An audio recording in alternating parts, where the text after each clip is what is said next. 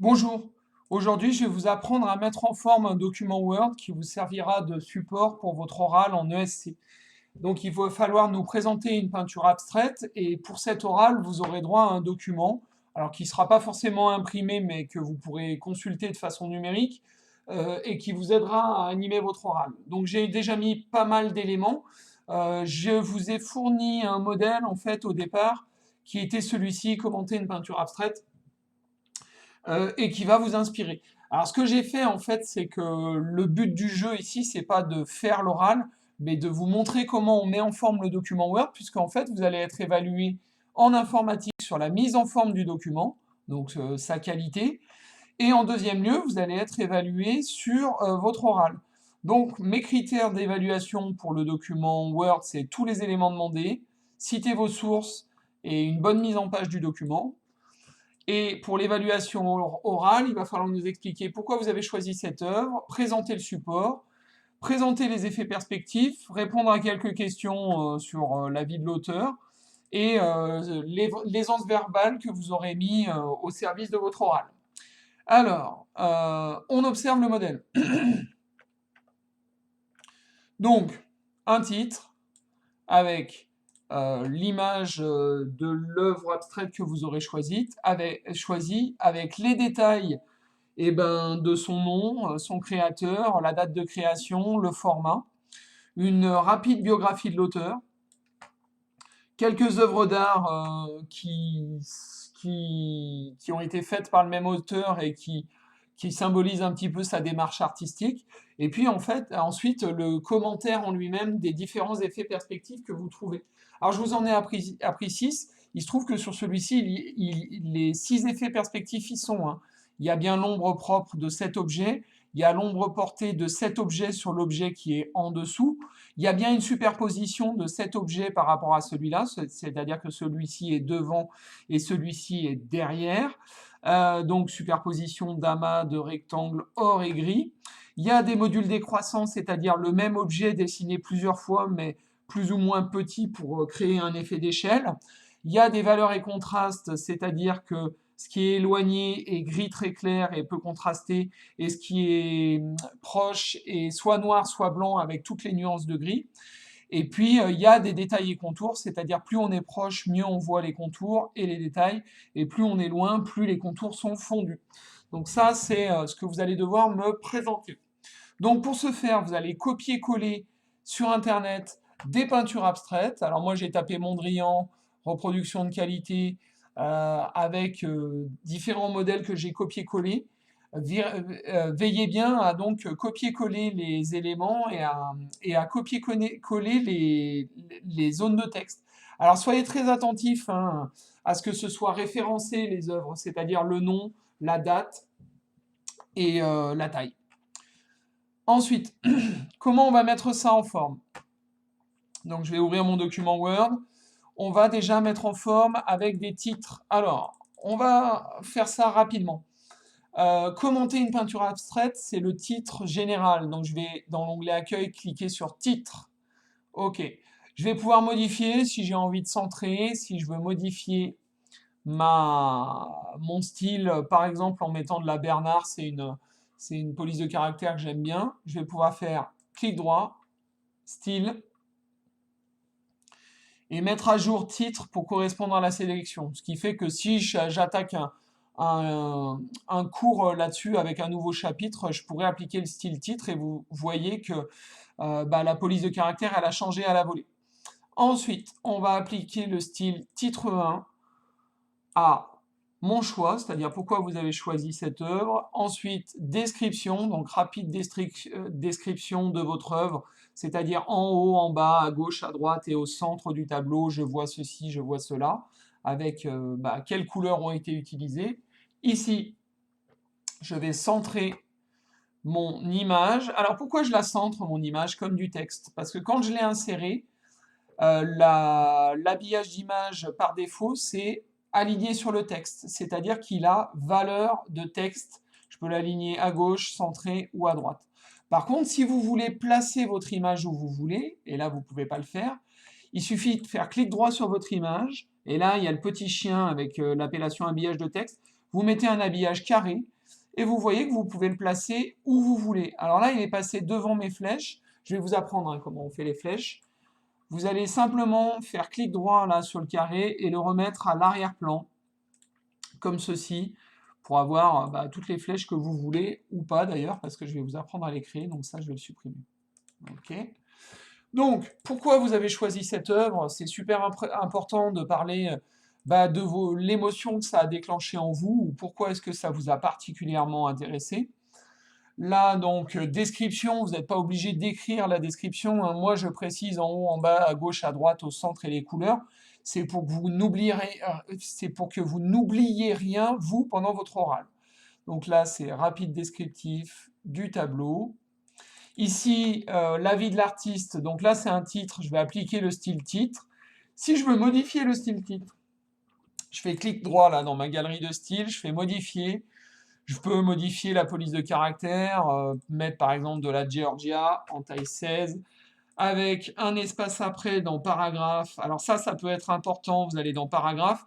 Vous pouvez augmenter ou réduire les espaces. Donc là, je vais faire exprès de faire un truc un petit peu brutal pour que vous voyez que à la volée, il a appliqué les modifications à tous les endroits où j'ai appliqué le style titre 1. Donc là, je vais le remodifier, hein, parce qu'en fait, ça ne me plaît pas comme ça. Je vais remettre de la Bernard, parce que c'est celle que j'aime. Je vais remettre en taille 12. Et puis surtout, je vais modifier les espaces avant et après. Et c'est là où je voulais en venir. Parfois, quand on applique des styles, les espaces avant et après sont extrêmement importants. Et du coup, votre document, il se retrouve vite composé sur 3 pages. Donc on va essayer de sauver des arbres. Je mets un espace avant de 10 points. Ok, ok. Composition 1916. Ensuite, rapide biographie de l'artiste. Alors, je l'ai trouvé sur Wikipédia. Moi, personnellement, j'ai pas de honte à copier-coller des éléments sur Wikipédia. N'aspirez pas la totalité de la page et veillez à supprimer des éléments. Là, je l'ai fait en fait. Parce que sinon, en fait, ça va être très lu et votre exposé va être très laborieux. Où est-ce qu'il est né? Quand? Où est-ce qu'il est mort s'il est mort? Quelles sont ses différentes périodes d'inspiration? Où est-ce qu'il a été formé et ses principales influences, c'est ce qui m'intéresse. Ensuite, je veux que vous placiez d'autres œuvres créées par l'artiste. Alors là, en fait, faut le savoir, Mondrian, il a peint un arbre. Et en fait, il a tout peint sur une période très restreinte. Parce que là, vous voyez que l'arbre rouge, c'est 1908. Le pommier en fleurs, c'est 1912. Et le pommier en fleurs, c'est 1912 aussi. Tiens, c'est marrant, c'est la même date, c'est le même titre, c'est le même support, la même matière, et c'est la même taille. En fait, Mondrian, il travaillait en technique sérielle, c'est-à-dire en série. Donc, pour aligner les éléments que vous aurez trouvés, en fait, vous allez insérer votre image, et ensuite, entre, vous allez taper sur tabulation. Tabulation, c'est les 2 flèches qui se situent à côté de A. Vous tapez une fois, et ça espace vos documents. Et là, en fait, je vous propose de légender. Donc, je vais peut-être mettre voilà, quelque chose en gras. Ce serait bien que ça le fasse pour les 3. Donc, toujours de la Bernard. OK. Je vais réappuyer sur tabulation, toujours à côté de A, pour aligner mon numéro de légende avec le tableau en question. Donc, tabulation. Et voilà. Donc, le 1, c'est l'arbre rouge. Le 2, c'est le pommier en fleurs. Et le 3, c'est le pommier en fleurs. Alors ça, à titre de légende, on peut l'écrire en tout petit, en taille 9. Et en, par exemple, Arial Naro, ok. Et puis pour finir, les effets perspectifs, c'est toujours un titre. Et là, il va falloir pointer les différents effets perspectifs. Alors si on revient au modèle, j'ai fléché les 6. Il est évident que détail et contour, en fait, il y a plusieurs endroits où vous allez pouvoir flécher. Par contre, veillez à ne pas croiser les flèches. Ça, votre document, il gagnera en lisibilité. Donc, pour insérer des flèches et des boîtes de texte, on fait, donc je vais supprimer ça, insertion, forme.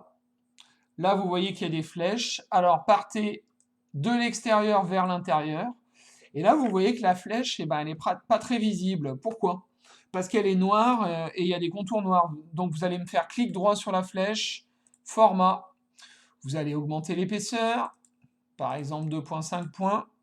Vous allez changer la couleur, alors par exemple en rouge, alors c'est vrai, ça dénature l'œuvre et c'est pour ça que c'est important de la montrer telle qu'elle sans les flèches. Et puis vous allez éventuellement mettre des pointillés. Ça va un petit peu alléger le tracé. Voilà. Alors une fois qu'on a fait ça, vous avez vu qu'il y a quand même 4 ou 5 clics. C'est plus rapide de copier-coller la flèche que de réinsérer, modifier l'épaisseur et modifier le tracé et modifier la couleur. Pour dupliquer un objet, il suffit de le sélectionner, maintenir CTRL appuyé, je fais clic gauche, et voilà, je le duplique à l'infini. Alors, je disais que c'était important de ne pas croiser, parce que regardez, sinon on perd en lisibilité. Donc là, je fais une bêtise, je fais CTRL Z. OK. Je parlais du premier effet perspectif. Ça, je vais le déplacer parce que ça me gêne sur mon commentaire. OK. Détail et contour. Donc, détail et contour, c'est-à-dire au plus c'est près, au mieux on voit les détails. Donc, là, sur ce support, et on voit mieux les contours. Et au plus c'est loin, au plus les contours sont fondus. Là, on voit des traits très très fins. Et on voit quasiment pas de détails. Donc, il va falloir que je mette le nom de l'effet perspective. Je mets insertion, zone de texte. Voilà, donc je mets détail et contour. OK. Je raccourcis la taille de ma boîte pour l'optimiser. Je la place au-dessus de la flèche. Je vais la dupliquer tout de suite. Pourquoi? Parce que c'est pareil, ça va me faire gagner du temps pour dupliquer, par exemple, je sais pas, ombre propre. OK. Alors, détail et contour, en fait, l'intérêt, c'est de voir ce qui est près et ce qui est loin. Là, donc, c'est un arbre, on imagine en automne. Donc là, il y a des détails et il y a des contours qui sont visibles parce qu'on est près. Là, je vais sélectionner ma flèche de base, je vais maintenir CTRL appuyé, je vais la replacer là, et je vais pointer maintenant un contour qui est plus clairsemé parce que plus éloigné. Voilà, c'est super, je vais mettre des flèches de partout. Ce qui serait intéressant, ce serait éventuellement de sélectionner les 3 éléments pour créer un groupe.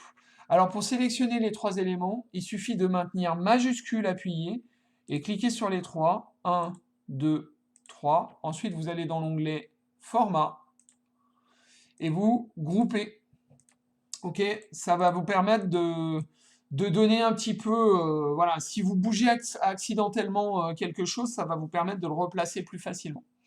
Voilà, donc après, il y a les 6 effets perspectifs à pointer, mais à la limite, je l'ai fait sur mon modèle, je vous laisserai vous rencarder sur le cours en le relisant.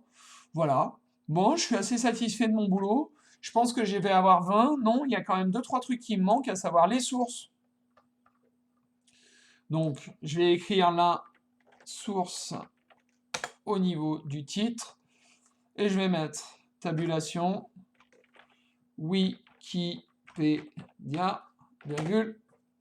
Ensuite, j'avais quoi comme autre source? Tac, Google Images, non. Artsdot.com, CTRL-C, Alt-Tab, CTRL-V, Alt-Tab. Donc là, OK. La biographie de Piet-Mondrian, là, j'ai trouvé des trucs intéressants. Donc, CGF, Fairbrook, OK. CTRL-C, Alt-Tab.